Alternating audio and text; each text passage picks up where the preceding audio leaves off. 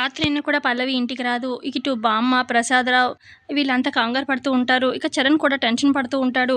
ఏంటిది పల్లవి ఈ టైం దాకా రాలేదు, ఫోన్ చూస్తే స్విచ్ ఆఫ్ అని చెప్పి కంగారు పడుతూ ఉంటాడు. ఇక చరణ్ ఏమో ఫోన్ చేయాలనుకుంటా ఉంటాడనమాట గుండమ్మకి.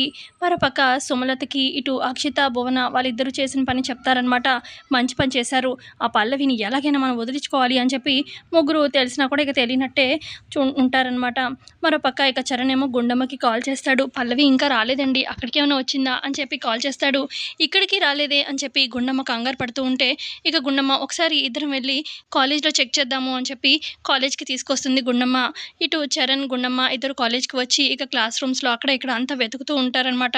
ఇక ఇటు వెతుకుతూ ఉంటే ఇక అంటే ఆల్రెడీ ఎపిసోడ్లో అయితే ఫుల్ ఎపిసోడ్లో పల్లవిని లాక్కెళ్తూ ఉంటారు కదా అక్షిత, భువన. లాక్కెళ్తున్న టైంలో పల్లవి పట్టి ఒకటి జారి అలా కారిడార్లోనే పడి ఉంటుందన్నమాట.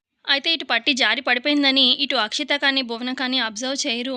అయితే ఇటు గుండమ్మ, అటు చరణ్ ఇద్దరు క్లాస్ రూమ్స్లో అక్కడ ఇక్కడ వెతికి మేడం కనిపించిందా మేడం పల్లవి అనగానే లేదు చరణ్ అని చెప్పి అంటుంది గుండమ్మ. ఇక అప్పుడు చరణ్ అంటాడు, చెప్పాను కదా మేడం తను కాలేజ్లో ఉండదని, తను ఇంకెక్కడికైనా వెళ్ళిందేమో చూద్దాము అని చెప్పి బయట ఇంకెక్కడైనా వెతుకుదాము అని చెప్పి అంటూ ఉంటాడు చరణ్. మరి ఆ పట్టి ఏమైనా కనిపించి ఆగుతారా, ఆ రకంగా పల్లవిని కనిపెడతారా అనేది చూడాలి. ప్రోమోలో అయితే ఇక్కడి వరకే అండి చూపించింది. నచ్చితే లైక్ చేయండి. Thanks for watching.